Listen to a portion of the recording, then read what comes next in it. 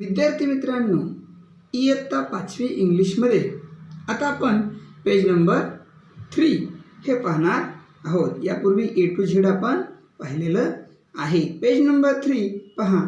या ठिकाणी 2 नंबर दिलेला आहे आपल्याला. How well can you do the task given below? Practice till you can do them well. काय सांगितलं आहे आपल्याला?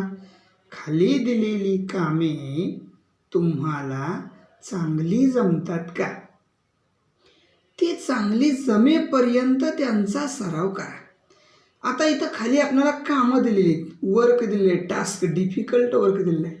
पण actually this is not difficult work because you know better.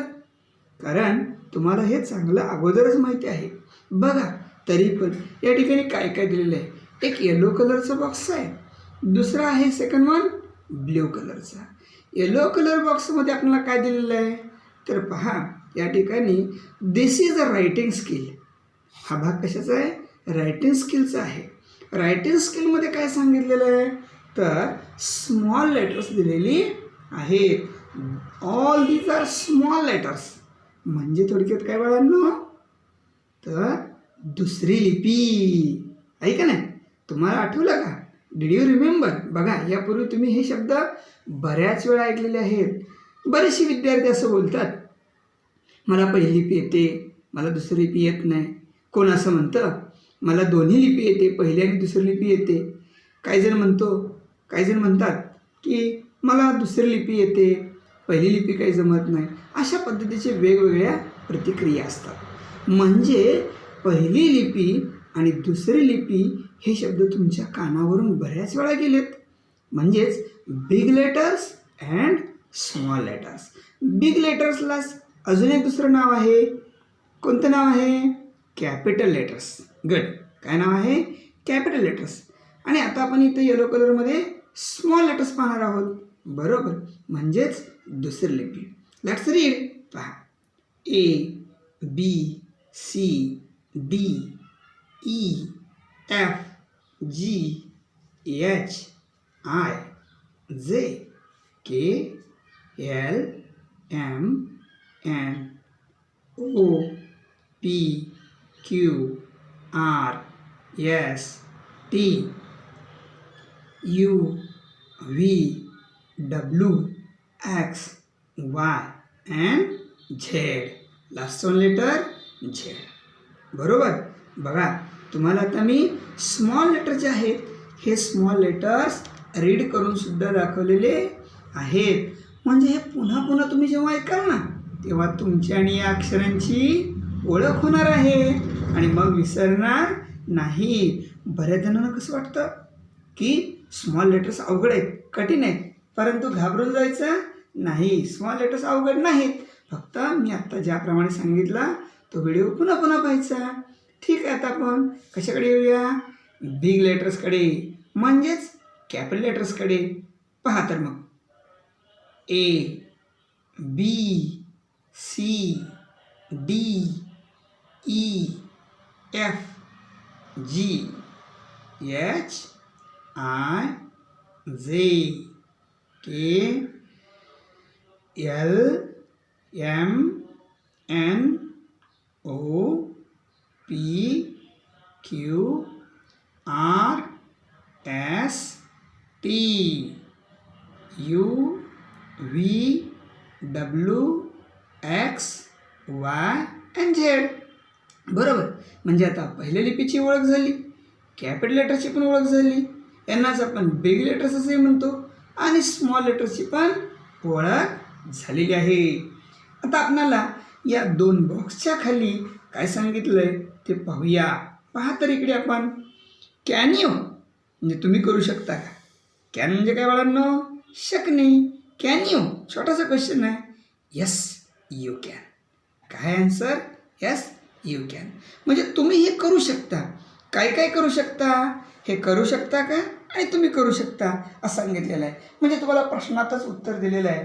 तुमची या ठिकाणी जे काही टेंडन्सी आहे किंवा तुमचा जो काय ॲटिट्यूड आहे इंग्लिशकडे पाहण्याचा, ए बी सी डीकडे पाहण्याचा, बिग लेटर्सकडे पाहण्याचा आणि स्मॉल लेटर्सकडे पाहण्याचा तो इथं काय करण्याचा प्रयत्न केलेला आहे, वाढवण्याचा प्रयत्न केलेला आहे.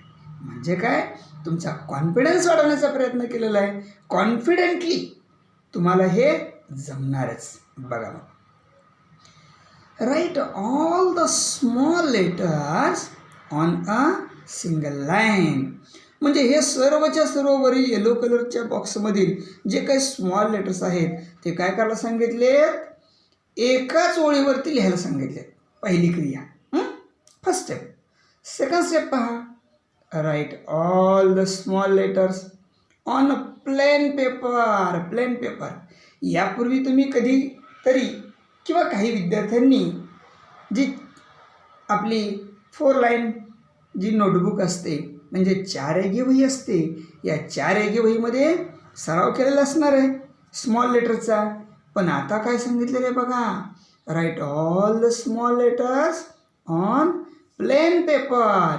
प्लेन पेपरवरती लिहायला सांगितले. म्हणजे कसला हो, कोरा कागद. कोऱ्या कागदावरती लिहायला सांगितलेलं आहे. म्हणजे पहिल्यांदा काय करायचं, एकाच ओळीत दुसरी लिपी लिहायची. सेकंड स्टेपला काय सांगितलेलं आहे, प्लेन पेपर घ्यायचा, कोरा कागद घ्यायचा आणि त्या कोऱ्या कागदावरती दुसरी लिपी लिहायची. थर्ड स्टेपला काय सांगितलेलं आहे, write all the small letters in different sizes, very big and very tiny. Tiny म्हणजे अत्यंत लहान, अगदी इवलीशी आपल्या भाषेमध्ये आहे. मग जे दुसरी लिपी आहे, स्मॉल लेटर्स आहेत, हे स्मॉल लेटर्स काय करायचे आहेत, वेगवेगळ्या आकारात लिहायचे, वेगवेगळे साईजमध्ये लिहायचे. बरोबर. काही शब्द काही वेळेस तुम्ही फार मोठेच्या मोठे, बोल्डच्या बोल्ड असं लिहायचं आहे का नाही. आणि मग काही अक्षर कशी लिहायची, अत्यंत लहान लहान लिहायची. लक्षात आलं का. बघा मग लास्ट वन स्टेपमध्ये काय सांगितलेलं आहे आपल्याला, write all the small letters in fancy shapes. Fancy shapes म्हणजे जे असे आकर्षक जे आकार असतात, त्या आकर्षक आकारामध्ये ही लिपी लिहिण्याचा प्रयत्न करायचा आहे. ठीक आहे. आता आपण इथेच राईट साईडला आपणाला बिग लेटर्स विषयी माहिती सांगितलेली आहे. Let's read first. Can you? Yes, you can. इथं सुद्धा तुम्हाला काय सांगितलेलं आहे, विचारलेलं आहे, तर तुम्ही अशा प्रकारे लिहू शकता का.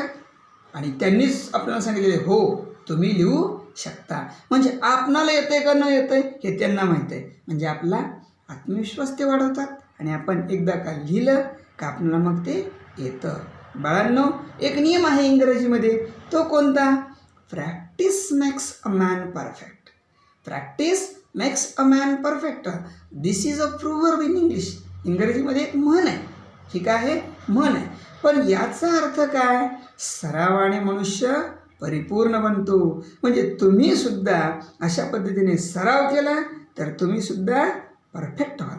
ठीक आहे. काय सांगितलं बघूया आपण, write all the capital letters on a single line. मग एकाच ओळीवरती सिंगल लाईनमध्ये, जी सिंगल लाईन असते, सिंगल लाईन माहिती का नाही, म्हणजे एक रेघी वही जी असते, त्या एक रेघी वहीमध्ये तुम्ही सर्वही कॅपिटल लेटर्स लिहायचे आहेत, एक रेघी वहीमध्ये. सेकंड स्टेपला काय सांगितलेलं आहे, write all the capital letters on a plain paper. मग हेच सर्व कॅपिटल लेटर्स, पहिल्या लिपीतील अक्षरे प्लेन पेपरवरती लिहायचे आहेत मग सांगितल्याप्रमाणे. म्हणजेच कोऱ्या कागदावरती लिहायची आहे. पहिली लिपी कोऱ्या कागदावरती लिहायची दुसऱ्या स्टेपमध्ये. थर्ड वन स्टेप पहा, write all the capital letters in different sizes. म्हणजे वेगवेगळ्या आकारामध्ये, साईजमध्ये ही सर्व पहिली लिपी लिहायची आहे. स्टाईलमध्ये लिहिण्याचा प्रयत्न करायचा आहे. Very big, very tiny. कधी खूप मोठी मोठी काढायची, कधी छोटी छोटी काढायची. आणि लास्ट वन स्टेपला काय सांगितलेलं आहे, write all the capital letters in fancy shapes.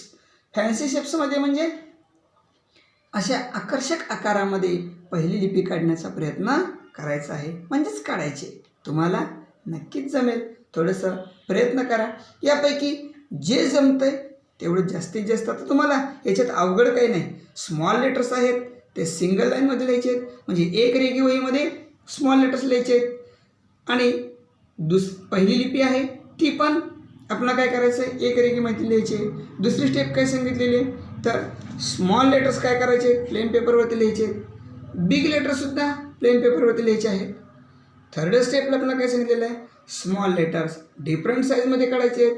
तशाच प्रकारे कॅपिटल लेटरसुद्धा डिफरंट साईजमध्ये काढायचे. फोर्थ स्टेपला काय सांगितलेलं आहे, all the small letters in fancy शेप्समध्ये, म्हणजेच स्मॉल लेटर्सही फॅन्सी शेप्समध्ये काढायचे आहेत आणि बिग लेटरसुद्धा कॅपिटल लेटरसुद्धा फॅन्सी शेप्समध्ये काढायचे आहेत. तर मित्रांनो, आता मी तुम्हाला हे एक येलो कलरचा बॉक्स आणि ब्ल्यू कलरचा बॉक्स म्हणजेच स्मॉल लेटर्स आणि बिग लेटर्स हे तुम्हाला शिकवलेले आहे. यांच्याविषयी काही खाली आपल्याला दिलेली माहिती आहे ती तुम्हाला डिटेलमध्ये समजावून दिलेली आहे. आता तुम्हाला काय करायचं आहे, तर आता होमवर्कमध्ये काय करायचं आहे मित्रांनो, तर हे जे आपण येलो कलरमधले म्हणजेच स्मॉल लेटर्स आणि ब्ल्यू कलरमधले कॅपिटल लेटर्स खाली सांगितल्याप्रमाणे या सर्वांचा तुमच्या वहीमध्ये सराव करायचा आहे. म्हणजेच सुरुवातीला तुम्ही स्मॉल लेटर्स जे आहेत ते सिंगल लाईन एक रेघी वहीमध्ये लिहा, त्यानंतर प्लेन पेपरवरती लिहा, नंतर त्यापैकी ती जी अक्षरे आहेत ती एक वेळेस खूप मोठी काढा, एक वेळेस खूपच लहान काढण्याचा प्रयत्न करा आणि एक वेळेस फॅन्सी शेप्समध्ये काढण्याचा प्रयत्न करा. अशाच प्रकारे स्मॉल लेटर्स आणि बिग लेटर्सचा सराव करायचा आहे. ठीक आहे, थँक्यू.